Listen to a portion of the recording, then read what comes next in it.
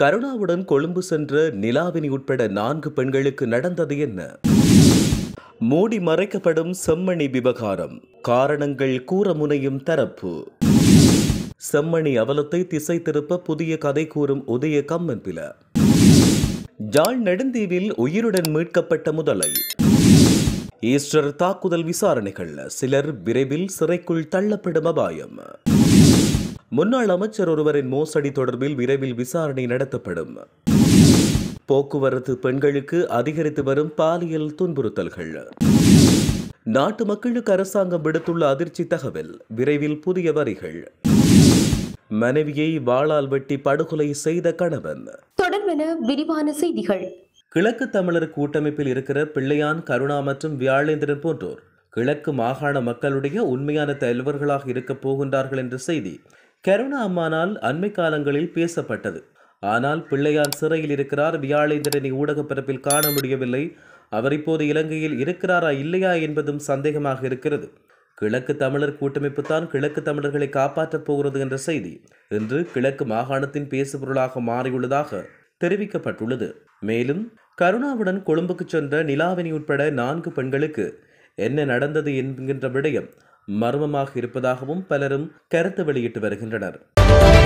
செம்மணி விவகாரம் மீண்டும் மிகவும் நேர்மையாக ஆராயப்பட வேண்டும் என இலங்கை தமிழரசு கட்சியின் மட்டக்களப்பு மாவட்ட நாடாளுமன்ற உறுப்பினர் இளைய தம்பி ஸ்ரீநாத் தெரிவித்துள்ளார். சனிக்கிழமை மட்டக்களப்பில் அமைந்துள்ள அவருடைய காரியாலயத்தில் நடைபெற்ற ஊடகவியலாளர் சந்திப்பின் பொழுதே அவர் இவ்வாறு குறிப்பிட்டுள்ளார்.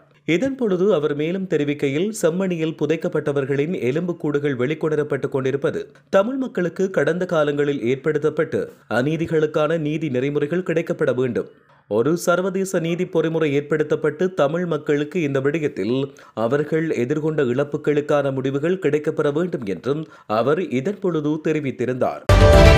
யுத்தம் நடைபெற்ற மண்ணில் எங்கு தோன்றினாலும் மனித புதைகுழிகள் இருக்கத்தான் செய்யும் என்றும், செம்மணி மனித புதைகுழியில் அகழ்வு பணிகள் மேற்கொள்வது தேவையற்ற விடயம் என்றும் பிவுத்துறைக்கல உரிமையவின் தலைவர் உதய கம்பன்பில தெரிவித்துள்ளார். செம்மணி மனித புதைகுழி தொடர்பில் கருத்துரைத்த பொழுதே அவர் மேற்கண்ட விடயத்தை கூறியுள்ளார். அவர் மேலும் தெரிவிக்கையில், வடக்கு யுத்தம் நடந்த மண், இந்த மண்ணில் எங்கு தோன்றினாலும் மனித புதைகுழிகள் இருக்கத்தான் செய்கின்றன. யுத்தத்தில் உயிரிழந்தவர்கள் பலர் மண்ணுக்குள் தான் புதைக்கப்பட்டார்கள். எனவே அந்த புதைகுழிகள் யுத்தத்தின் பின் வெளிக்கிளம்பும் போது பலரும் வெவ்வேறு விதமான கருத்துக்களை வெளியிட்டு வருகின்றார்கள். செம்மணியில் தற்போது கண்டுபிடிக்கப்பட்டுள்ள மனித புதைகுழியை பெருமளவு நிதிகளை வீண்விரயம் செய்து அரசாங்கம் அகழ்கிறது. அது தேவையற்றது. அந்த புதைக்குழிக்குள் இருந்து எலும்புக்கூடுகளாக மீட்கப்படுவோர் உண்மையில் எந்த இனத்தைச் சேர்ந்தவர்கள் என்று தெரியாது. ஏனென்றால் யுத்தத்தில் 3 இனத்தவர்களும் உயிரிழந்தனர். ஆகவே செம்மணி மனித புதைகுழியை தோண்டுவது மீண்டும் இன வன்முறைக்கு வழிவகுக்கும் என உதய கம்பன்பில தெரிவித்துள்ளார். யாழ்ப்பாணம் நெடுந்தீவில் உயிருடன் மீட்கப்பட்ட முதலை ஒன்று கிளிநொச்சிக்கு கொண்டு செல்லப்பட்டுள்ளது. மீட்கப்பட்ட 5 அடி நீளமுடைய முதலை நெடுந்தீவு பிரதேச வன ஜீவராசிகள் திணைக்கள அலுவலகத்தில் ஒப்படைக்கப்பட்டது. அதனைத் தொடர்ந்து மேலதிக நடவடிக்கைகளை மேற்கொண்டு கடற்படை படகு மூலம் குறிகட்டுவானுக்கு அது கொண்டு செல்லப்பட்டுள்ளது. மேலும் வாகனத்தினூடாக கிளிநொச்சி பிரதேச வன ஜீவராசிகள் திணைக்கள அலுவலகத்துக்கு கொண்டு செல்லப்பட உள்ளதாக அறிவிக்கப்பட்டுள்ளது. நெடுந்தீவு வெட்டுக்கிளி பகுதியை அண்மித்த இடத்தில் உள்ள நீர் முற்றிலும் வற்றி போன பாழடைந்த கிணற்றில் இருந்தே குறித்த முதலை மீட்கப்பட்டுள்ளதாக அறிவிக்கப்பட்டுள்ளது.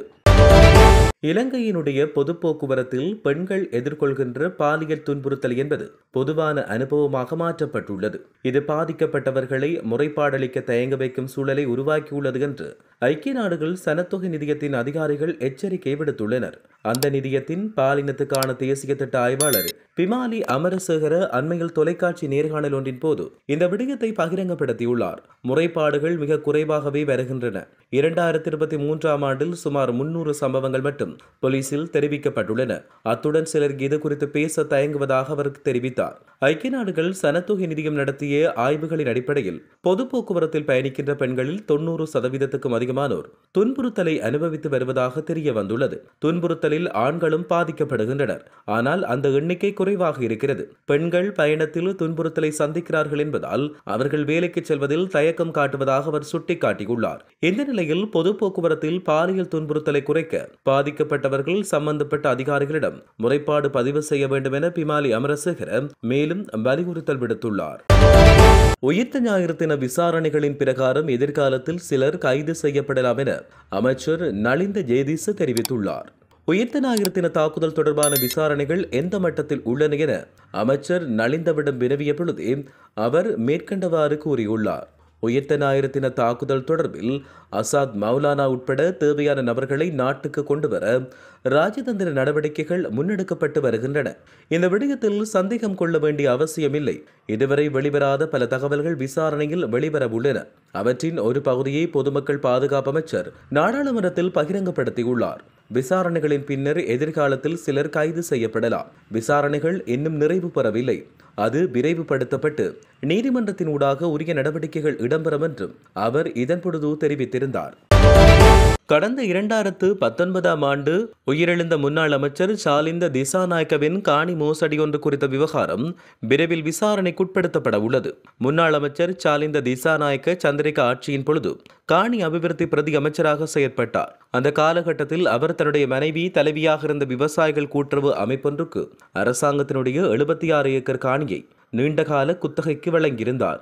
குறித்த காணி அரசாங்கத்தின் 5 கோடி ரூபாய் செலவில் சீரமைக்கப்பட்டிருந்த நிலையில் அவர் நீண்டகால குத்தகைக்கு வழங்கினார். எனினும் குத்தகைக்கு வழங்கப்பட்டது தொடக்கம் இதுவரையான காலப்பகுதியில் குறித்த விவசாய கூட்டுறவு அமைப்பின் மூலம் அரசாங்கத்துக்கு 1% குத்தகை தொகை செலுத்தப்படவில்லை. இது தொடர்பில் லஞ்சம் மற்றும் ஊழல் மோசடிகள் தடுப்பு ஆணைக்குழுவிடம் முறைப்பாடு செய்து விசாரணை முன்னெடுக்க உள்ளதாக நீர்ப்பாசன பிரதி அமைச்சர் சுசில் ரணசிங்க தெரிவித்தார். குறித்த காணி விவகாரத்துடன் தொடர்புடைய சாலிந்தவின் மனைவி மஞ்சுளா திசாநாயக்க கடந்த கோட்டாபய ராஜபக்ஷ தலைமையிலான ஆட்சியின் பொழுது குருநாகல் மாவட்டத்தின் நாடாளுமன்ற உறுப்பினராக பதவி வகித்திருந்தமை சுட்டிக்காட்டத்தக்கது. தேசிய மக்கள் சக்தி அரசாங்கம் மிக விரைவில் இலங்கையில் தேசிய சொத்து வரி அறவிடல் முறையொன்றை அறிமுகம் செய்ய உள்ளது. எதிர்வரும் 2027ஆம் ஆண்டு முதல் இந்த சொத்து வரியை நடைமுறைப்படுத்த அரசாங்கம் உத்தேசித்துள்ளது. இலங்கை பிரித்தானியாவின் குடியேற்ற நாடாக காலனித்துவ ஆட்சி நிலவிய காலத்தில் முதன்முறையாக இலங்கையில் சொத்து வரி அறிமுகப்படுத்தப்பட்டது. தற்போதைக்கு இலங்கையின் நகர்ப்புற சொத்துக்களுக்கு மட்டுமே பல்வேறு உள்ளூராட்சி மன்றங்கள் மூலம் சொத்து வரி அறவிடப்படுகிறது. அதற்கு பதிலாக இலங்கையின் அனைத்து பிரதேசங்கள் கிராமப்புறங்களை உள்ளடக்கியதாக புதிய சொத்து வரி ஒன்றை அறிமுகப்படுத்துவதற்கு அரசாங்கம் நடவடிக்கை எடுத்து வருவதாக தெரிவிக்கப்பட்டுள்ளது.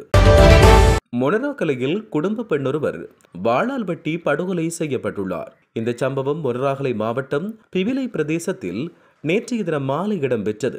மேற்படி பெண்ணை அவரின் கணவனே வெட்டி படுகொலை செய்துள்ளதாக போலீசார் அறிவித்துள்ளனர்.